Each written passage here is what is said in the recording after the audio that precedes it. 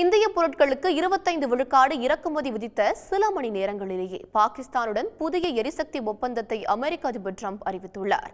இந்தியாவுக்கு எதிராக அமெரிக்க அதிபர் டிரம்பின் காட்டமான சமூக வலைதள பதிவுகளால் பரபரப்பு நிலவுகிறது. அமெரிக்க அதிபர் டொனால்ட் ட்ரம்ப் பாகிஸ்தானுடன் புதிய ஒப்பந்தம் ஒன்றை இறுதி செய்துள்ளதாக தனது ட்ரூத் சோஷியல் சமூக வலைதள பக்கத்தில் தெரிவித்துள்ளார்.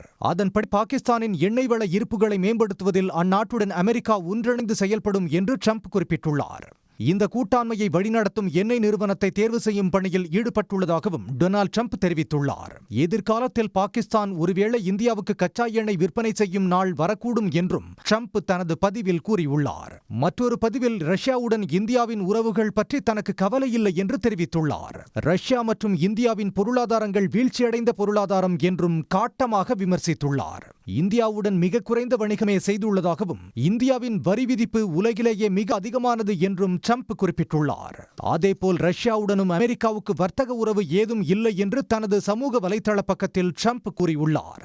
இதனிடையே அமெரிக்காவின் தடைகளை மீறி ஈரானிடம் இருந்து பெட்ரோலிய பொருட்களை வர்த்தகம் செய்ததாக கூறி 6 இந்திய நிறுவனங்கள் மீது அமெரிக்கா பொருளாதார தடை விதித்துள்ளது. உடனுக்குடன் செய்திகளை தெரிந்து கொள்ள சன் நியூஸ் பெல் ஐகானை கிளிக் பண்ணுங்க.